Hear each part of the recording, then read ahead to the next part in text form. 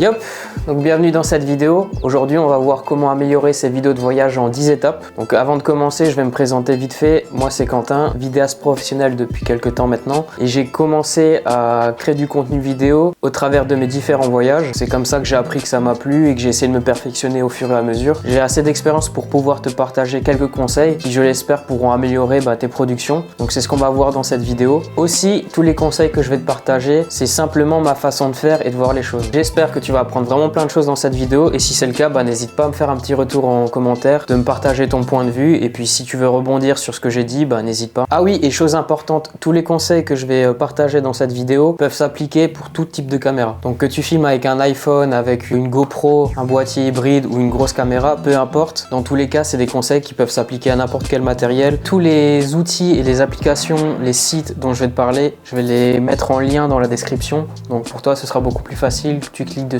et voilà, let's go pour la vidéo.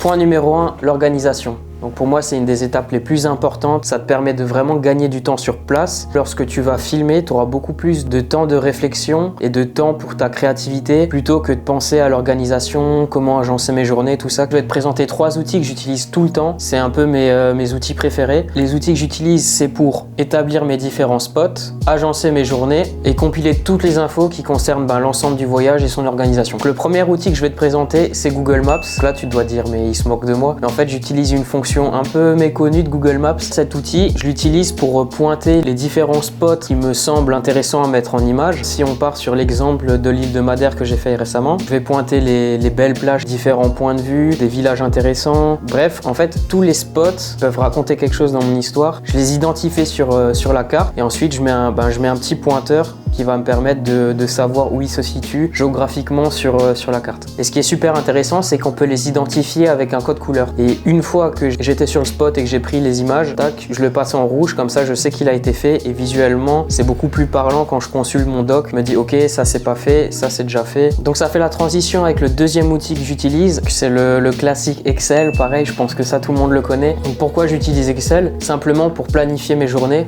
Donc prenons l'exemple où je pars une semaine, je vais me faire un tableau du lundi au dimanche et je sais que en général je fais 2 spots par jour. Souvent c'est un tôt le matin et un en fin de journée. Pourquoi à ces moments-là précis? Simplement parce que c'est les moments où il y a les plus belles lumières dans la journée, ce qu'on appelle plus communément la golden hour ou l'heure dorée. C'est les moments les plus propices pour avoir les meilleures images parce que comme dit, la lumière est vraiment liée à la qualité des images qu'on va sortir, donc autant profiter de ces moments-là. Et je dirais même que le moment le plus propice pour faire des images, c'est tôt le matin. Pourquoi tôt le matin? Déjà comme dit, il y a des belles lumières, mais aussi parce que c'est les moments où il y a vraiment moins de monde. Je trouve ça toujours un peu dommage quand on a un spot incroyable qu'on veut mettre en image dans une vidéo, mais si c'est blindé de touristes avec plein de gens, forcément on sera pas focus sur le paysage, on sera un peu focus sur les gens autour. Je trouve que les images perdent un petit peu de leur intérêt. Et le dernier outil que j'utilise, c'est Milanote. Milanote, c'est quoi? C'est une sorte de tableau sur lequel on va pouvoir épingler plein d'items différents. Donc ça va être par exemple des notes, des checklists, ça peut être des screen écrans, des liens Google Maps, ça peut être des vidéos. On peut intégrer aussi des documents, donc Word, PDF, Excel, enfin bref, c'est un outil qui va vraiment te permettre de centraliser toutes les infos. Je trouve l'interface, elle est vraiment bien foutue et moi ça me permet de m'y retrouver archi facilement quand j'ai besoin d'infos. Et vraiment, moi je conseille à tout le monde d'utiliser cet outil.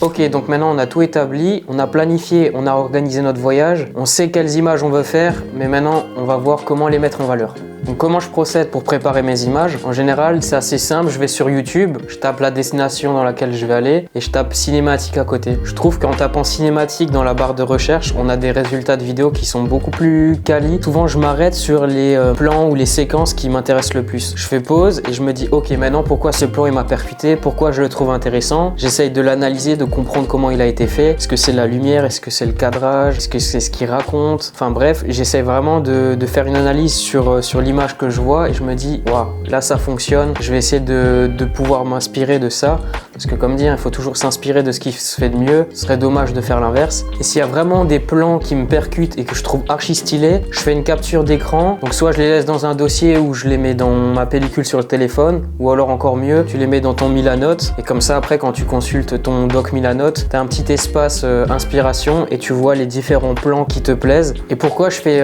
des screens écran et que je prépare autant mes images? C'est simplement pour nourrir mon esprit. Plus je nourris mon esprit d'images, plus après quand je serai sur place, j'aurai de facilité à créer des images. Donc je regarde pas ce que font les autres simplement pour copier, c'est juste pour me dire ok, là cette façon de faire ça fonctionne, comment moi je peux l'assimiler, l'enregistrer pour après le ressortir à ma sauce quand je serai sur le spot. Et je trouve que ça aide beaucoup quand on a une mémoire visuelle de fonctionner comme ça, parce que comme dit, c'est des informations que ton cerveau engendre et qu'après sur place, une fois que tu voudras créer des images, inconsciemment tu sais déjà ce qui va fonctionner ou pas. Ce que je fais aussi, c'est que je vais sur Instagram, je tape dans la barre de recherche le nom du spot que je veux mettre dans ma vidéo et je fais défiler, donc je regarde les photos, les vidéos qui ont déjà été créées et je me dis ok, maintenant le spot il ressemble à ça. J'essaye de voir quels angles fonctionnent bien, quel compo fonctionne bien, quelle lumière va magnifier le spot au mieux. Enfin bref, j'essaye vraiment de comprendre quels sont les éléments qui me permettent d'avoir les plus belles images possibles du spot que je vais voir. Point très important aussi, c'est la météo, puisque forcément elle va affecter la qualité de vos images et le rendu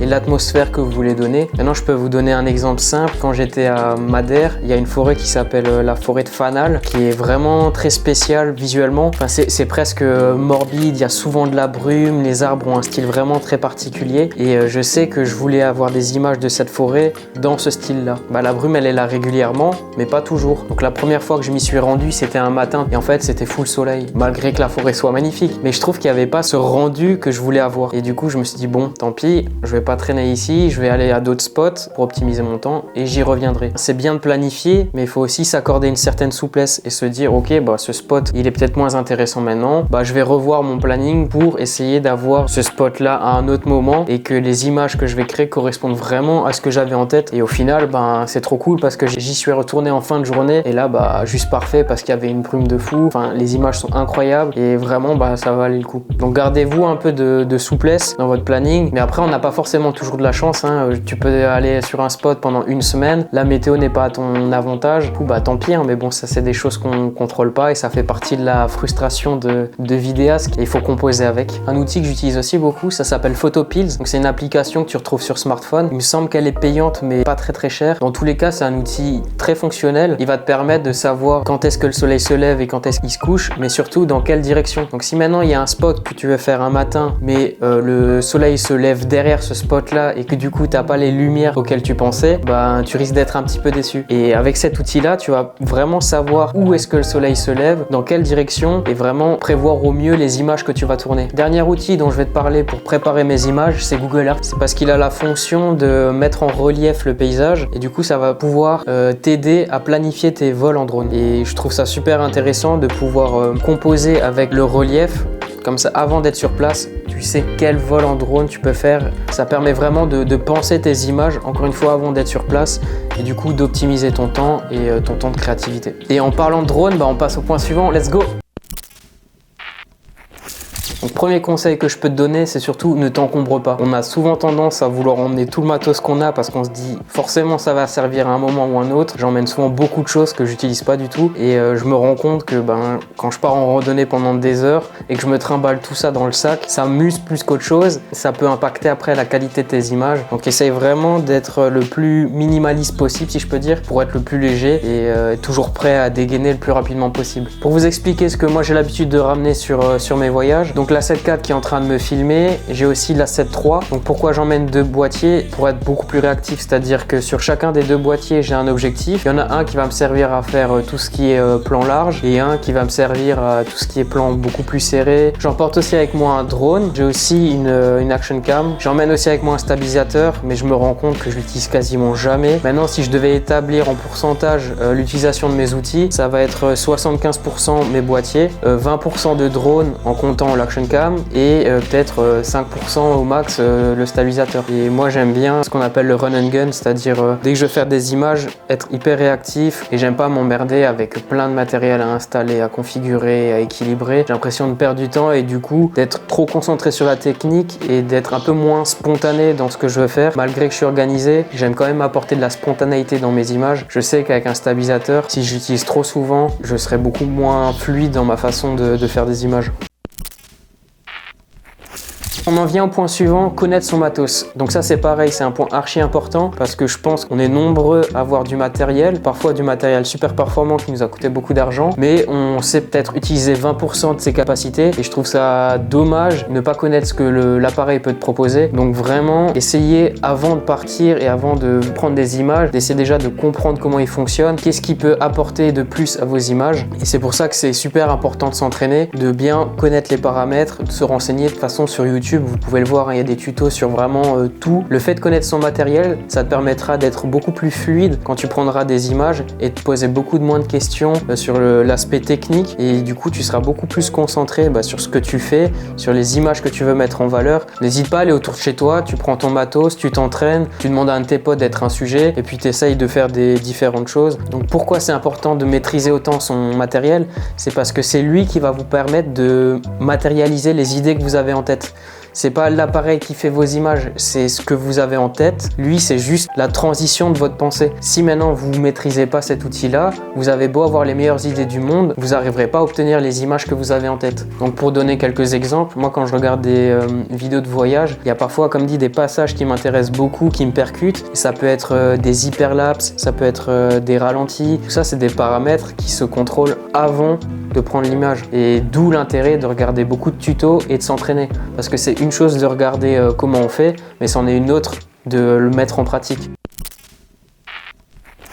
Bon, on en vient au 6e point, archi important, c'est filmer. Et le meilleur conseil que je puisse te partager, c'est de varier au maximum le type d'image. Quand je parle de type d'image, ça va être des paysages, ça peut être la faune, la flore, ça peut être de l'humain, des animaux. Vraiment essayer de varier au maximum. Parce que si maintenant c'est que des images de plage, que des images de montagne pendant 2-3 minutes, ça va vite être lassant et tu vas perdre l'intérêt du viewer. Donc vraiment essaye de capitaliser sur la variété de ce que tu vas proposer dans ta vidéo. Il y a un truc qu'il faut pas oublier, c'est que toi t'es parti, donc tu sais à quoi ça ressemble, tu connais les lieux, mais la personne qui regarde, elle, potentiellement, elle va découvrir.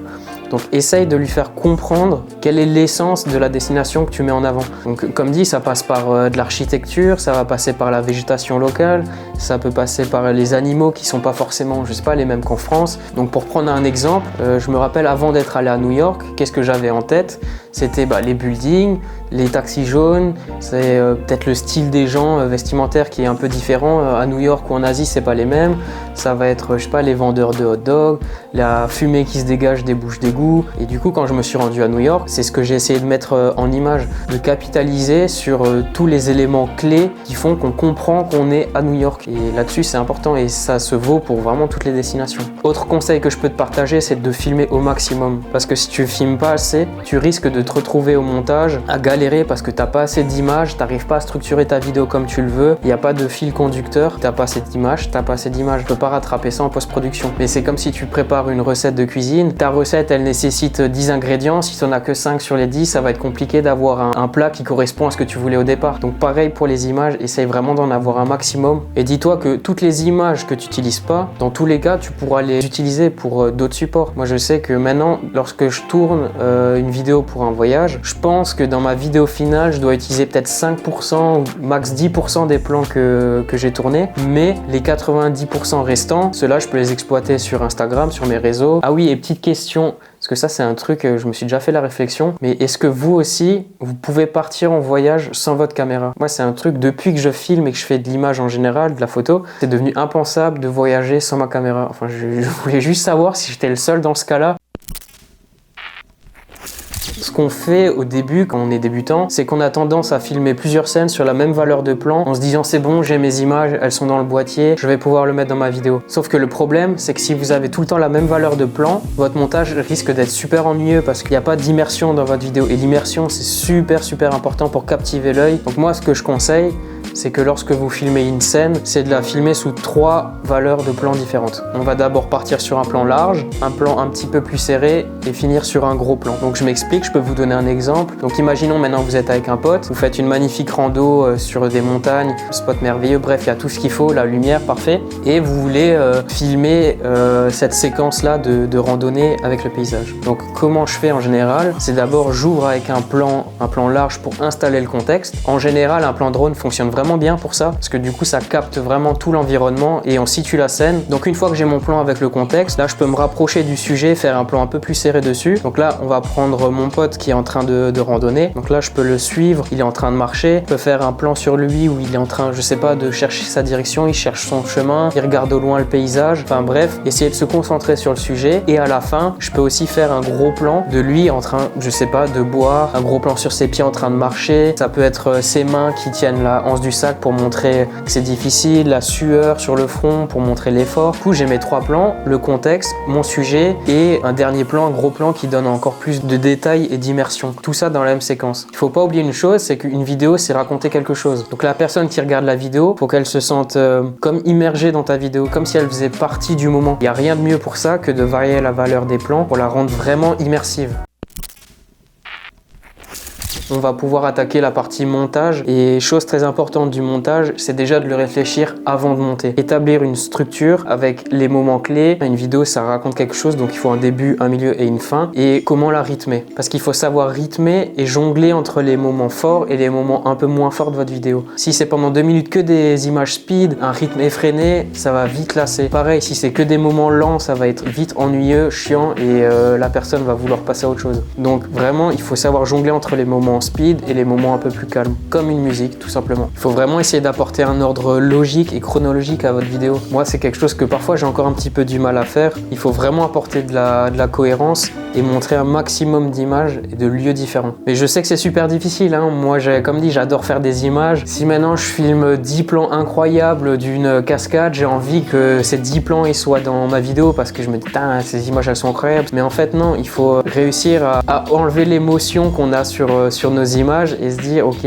qu'est-ce qui est vraiment le plus intéressant, qu'est-ce qui participe à l'histoire qu'on veut raconter, et tout ce qui est en trop, donc superflu, on le laisse de côté. Et comme dit, ça peut servir pour d'autres supports, pour les réseaux sociaux par exemple. Ce que je conseille pour capter tout de suite l'attention de la personne qui regarde la vidéo, c'est de mettre vos plus beaux plans et du rythme tout de suite au début de votre vidéo. Parce que vous le savez, on est sous l'ère TikTok, le temps d'intérêt pour du contenu fait que diminuer. Donc si vous n'arrivez pas à capter tout de suite l'intérêt du viewer, il va vite passer à autre chose. Donc moi ce que j'aime faire, c'est dès le départ mettre beaucoup de beaux plans, mettre tout de suite du rythme, essayer de capter et de capitaliser l'intérêt du viewer pour ensuite descendre un petit peu en rythme et remonter par la suite. Et à la fin de la vidéo, là vous mettez votre plan banger, celui-là qui pète tout. Ça, je trouve que ça fonctionne bien comme méthodologie. Ce que j'essaye de faire aussi pour donner de l'intérêt à mon contenu, à mes vidéos, c'est d'apporter de l'émotion dans mes créations. Donc souvent ça passe par de la voix off. Et par exemple, une des vidéos que j'ai réalisées, c'est sur le thème de la passion. J'ai essayé de m'exprimer sur ce sujet-là et après je sais quelles images je vais pouvoir placer sur les mots que je prononce. Ça va donner du corps à votre vidéo et ça va la personnaliser aussi. Donc un autre conseil pour rendre tes vidéos encore plus captivantes, c'est le prochain point, c'est les transitions. Faire des bonnes transitions, ça te permet d'avoir des images percutantes et qui vont vraiment saisir encore une fois l'intérêt de la personne qui regarde ta vidéo. Une transition bien effectuée, quand il y en a 2-3 dans la vidéo, elles vont être beaucoup plus percutantes que si tu en utilises 15, ce qui est rare a de la valeur. Donc si vous faites bien quelques transitions, elles auront beaucoup plus d'importance. Donc moi ce que je fais pour mes transitions, déjà je les réfléchis avant de tourner. Je regarde un petit peu sur internet ce qui se fait, je me dis ok, là il passe d'un endroit à un autre de cette façon là, franchement je trouve ça trop stylé, je vais essayer de le reproduire, de le faire à ma sauce et comme ça je peux l'intégrer après moi dans ma vidéo. Une fois que tu arrives sur le lieu que tu veux filmer, tu te poses 5-10 minutes et tu essayes de réfléchir, ok, si maintenant je devais faire une transition pour passer du point où j'étais avant à ici, qu'est-ce que je peux faire? Donc là tu essayes d'observer, est-ce que je peux faire une transition en flou de mouvement derrière un arbre? Est-ce que ça peut être le drone qui passe dans un trou et en fait le nouveau spot apparaît? Ça peut être sur une couleur, ça peut être sur une forme. Il y a 1 milliard de transitions possibles, donc pensez à ce que vous allez faire avant de le faire, très important.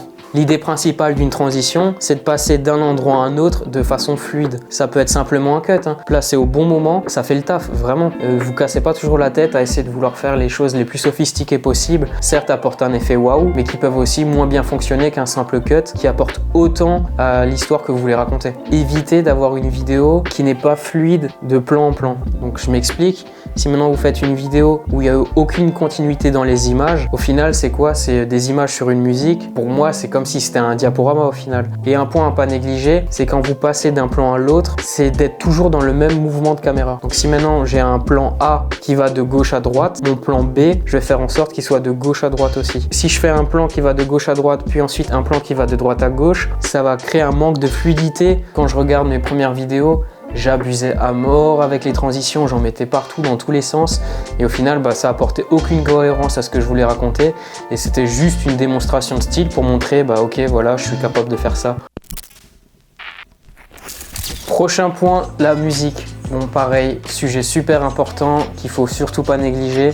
Première chose que j'ai à dire, c'est que la musique est aussi importante, voire beaucoup plus importante que les images. Pourquoi je dis ça? Parce que c'est la musique qui va vraiment donner du corps et du rythme à votre vidéo. Prenez beaucoup de temps à choisir une bonne musique. C'est quoi une bonne musique? C'est déjà éviter de choisir une musique que tout le monde connaît. Pourquoi je dis ça? Parce que quand on regarde des vidéos de débutants en général, c'est des musiques que tout le monde connaît, que tout le monde a déjà entendu 10 000 fois et il n'y a rien de pire que ça. Pourquoi? Parce que quand maintenant vous regardez du contenu avec une musique que vous connaissez, vous allez certainement l'associer à des souvenirs. Pour un exemple un peu bête, imaginons que tu veux utiliser une musique de Ed Sheeran dans ton montage. Sauf que cette musique, tout le monde l'a déjà entendue 15 000 fois à la radio, dans des mariages et forcément la personne qui regarde ta vidéo, elle va l'associer à des souvenirs personnels qu'elle a. Ça va la déconnecter de la vidéo que tu as tournée. Donc moi, pour choisir mes musiques, j'utilise un outil qui s'appelle Artlist. Donc, je pense qu'il y a beaucoup de créateurs qui connaissent. Et pour ceux qui connaissent pas, c'est une plateforme sur laquelle on peut télécharger des musiques. Donc bon, c'est un abonnement payant. Et surtout, la plateforme est vraiment bien foutue parce qu'elle est organisée de façon à ce qu'on trouve assez précisément ce qu'on a en tête. On peut vraiment filtrer de façon assez poussée pour obtenir le style de musique qu'on souhaite. Moi, je sais que quand je choisis une musique pour mon montage vidéo, je peux passer énormément de temps dessus. Parce que c'est la musique qui va vous servir de base pour poser les images dessus. Et ça, c'est une des clés d'un montage réussi. Ce qu'il faut essayer de trouver aussi, c'est une musique qui alterne différents rythmes. Si c'est une musique lente tout le long, ça peut être vite ennuyeux. Comme si c'est une musique qui est hyper rythmée du début à la fin, ça peut vite devenir lassant.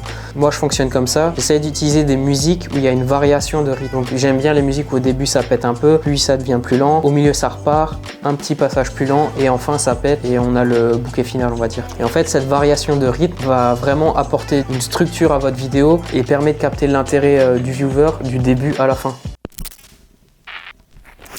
Donc on reste dans le son pour le 10e point et on va parler des effets sonores. Et ça, c'est une des parties pareil, qui est archi importante et qui va vraiment apporter de l'immersion à votre vidéo. Moi, c'est une des parties que je préfère parce que c'est peaufiner quelque chose qui vous semble déjà correct pour en obtenir une vidéo parfaite. Un bon sound design, c'est ultra important et j'insiste là-dessus parce que c'est souvent un point qui est négligé, mais tout l'habillage sonore de votre vidéo en dehors de la musique va vraiment participer à être immergé dans votre vidéo. Je vais prendre un exemple, je filme la plage avec la mer et tout, et dans mon montage, j'enlève le son. Donc j'ai juste les images, ok? Donc on comprend le contexte, on voit que c'est une plage avec la mer et tout, mais on n'est pas réellement immergé, on voit ce que c'est, mais sans être à l'intérieur de la vidéo. Et à l'inverse, si maintenant j'enlève l'image et je laisse juste du son, donc je prends le son de la mer, je prends le son du vent, je peux éventuellement prendre le son de mouette par exemple, et que je ferme les yeux et que j'écoute tous ces sons-là.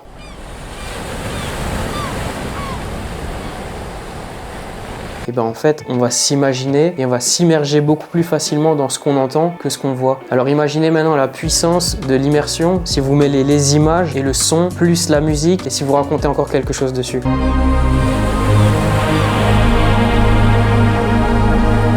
Et c'est là où je veux en venir, c'est que c'est plusieurs couches à ajouter pour capter au maximum l'attention et donner de l'intérêt à ce que vous mettez en image. Alors oui, clairement, c'est beaucoup de travail, mais c'est ce qui va rendre votre vidéo beaucoup mieux que de simples images sur une musique que tout le monde connaît et basta. Moi, sur le sound design, j'en passe quasiment autant que juste sur la partie montage vidéo, mais je sais que ça apporte quelque chose de super important et que si mes vidéos peuvent plaire, c'est aussi grâce à toute cette ambiance sonore et cette immersion que j'apporte grâce à ces sons. Alors où est-ce que je trouve mes sons? On peut en trouver sur YouTube. Donc je sais pas si maintenant tu veux un son de vent, tu vas taper wind en anglais et sound design dans la barre de recherche YouTube. Mais sinon j'ai une meilleure solution, mais encore une fois qui est payante, c'est que j'ai un abonnement sur le site Envato. Donc Envato, je veux pas trop rentrer dans les détails, mais c'est une plateforme qui te permet de télécharger plein d'assets différents. Mais il y a surtout une partie effets sonores et c'est là-dedans qu'en général je viens trouver tous mes effets. Donc voilà, les 10 points ont été vus. J'espère que tu as appris des choses. Si je pouvais conclure, moi je dirais qu'il faut vraiment prendre la vidéo comme un jeu. Il faut essayer de s'entraîner, de progresser. C'est un peu comme un sport. Il faut pas que tu arrives complexé en te disant ouah, mais lui il fait des choses incroyables, quand je regarde ce que je fais à côté c'est naze et tout. Non, non, prends l'exemple d'un sportif. Tu peux pas te lancer dans un marathon au bout de 5 jours et te dire ouais je vais performer, je vais le faire en moins de 3 heures. Non, non, ça fonctionne pas comme ça. C'est vraiment avec beaucoup d'entraînement, avec de l'expérience. Tu vas faire des erreurs, tu vas te corriger. Et moi personnellement, quand je crée du contenu vidéo, mais à chaque projet je m'améliore. Et du coup là j'en viens à un point qui est certainement un des plus importants, c'est d'être capable de s'autocritiquer sur son travail. C'est-à-dire que tu regardes une fois que tu as terminé et tu te dis ok, qu'est-ce que je peux améliorer la prochaine fois, qu'est-ce que je peux mieux faire, qu'est-ce qui va pas, qu'est-ce qui a bien été fait, quelles sont mes forces, et essayer vraiment d'analyser ton propre travail comme tu pourrais l'analyser pour quelqu'un d'autre. Et moi j'essaye vraiment de regarder ce que font les autres pour me pousser à progresser. C'est une sorte de compétition mais dans un esprit positif, et n'hésite vraiment pas à me dire en commentaire si t'aimerais que j'approfondisse certains points, que j'éclaire certaines notions qui te semblent un peu confuses. Comme dit, cette vidéo j'essaie de la travailler d'une façon assez générale, mais c'est pour te donner des pistes d'amélioration. Donc si tu veux que je rentre un peu plus dans le détail, n'hésite pas à me le dire en commentaire. Si tu penses que ce contenu peut plaire, n'hésite pas à le partager à tes potes, à ton entourage qui sont intéressés par la vidéo, le montage, le tournage, etc. Je regarde beaucoup de vidéos sur YouTube, des tutos d'autres créateurs que tout le monde connaît, et du coup je voulais un petit peu apporter ma pierre à l'édifice en partageant ma façon de faire. Donc voilà, je vous dis merci, merci d'avoir regardé la vidéo jusqu'au bout et je vous dis à la prochaine vidéo. Ciao!